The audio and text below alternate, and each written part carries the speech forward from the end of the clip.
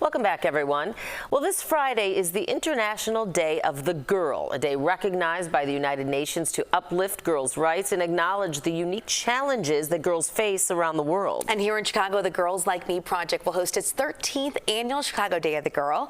CBS News Chicago is a proud media sponsor. We're really happy to be doing that. Joining us now is the founder and executive director of the Girls Like Me Project, Lakeisha Grace Sewell. Thank you for being with us this morning. Thank you all for having us yet again. We love CBS News. Oh, that's wonderful. Well, I love to hear that. Yeah, we love having you here. Absolutely. So this event Friday is bringing 250 girls together here in the city.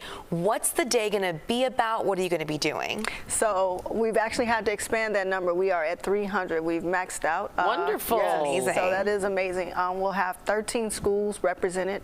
Girls will be in store for a day full of mindfulness and mostly understanding their power in this city, understanding how to advocate for themselves and how to become a part of a global sisterhood beyond just their neighborhoods or their school communities. And what ages are we talking about here? We're talking about 11 through 18 Oh, years wonderful. old. Yes, Right yes. as they're, Yes. becoming of that age where they need to really advocate for themselves. Absolutely. This year's theme is My Future, or My Voice rather, My Future. Tell me what that means. Why the theme? Yeah, so the international, which is United Nations International Day of the Girl, their theme is the vision for the future. And we're just saying that girls have the voices now. What they feel, what they're passionate about, what they identify with is what will move us forward in our future. And so we're just making sure that they understand the power of their voice and how to use their voice in a positive way that really impacts social change. I love that. So a few days ago, we were talking about Mexico getting its first female president. And I said out loud that it kind of hit me. When it's 2024, we're still talking about so many firsts for women. So what kind of messaging do you hope that the girls receive here on this day as they're together with girls around the world? Well, first and foremost, it is to let them know that by the time the future means that they won't be the first, that they'll bring people along with them. They'll bring their sisters and other girls along with them. That's first. And then secondly, what I hope is that all of us recognize that we can't wait for our girls to become the first or become presidential candidates or whatever. We need to invest in them now.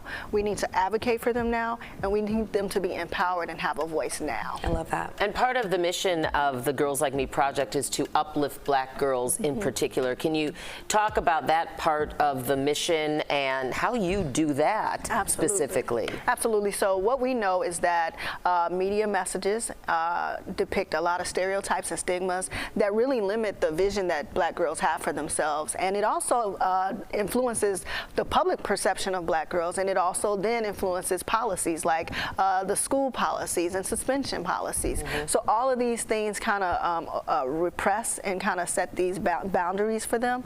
And so our work is to have them to understand that they can move beyond those boundaries, that they have their own power to change that narrative.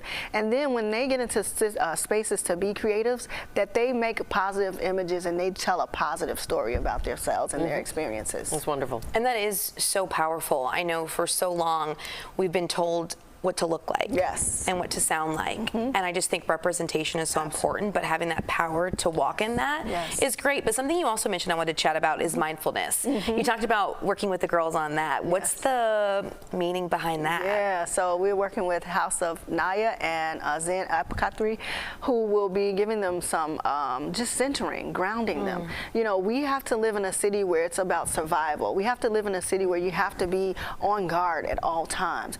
And this is just a space where our girls can just be free, right? We often talk about just how can you just be existing without having to worry about violence or worrying about political things that have nothing to do with an 11 or 14-year-old girl. This will just be a time for them to learn yoga.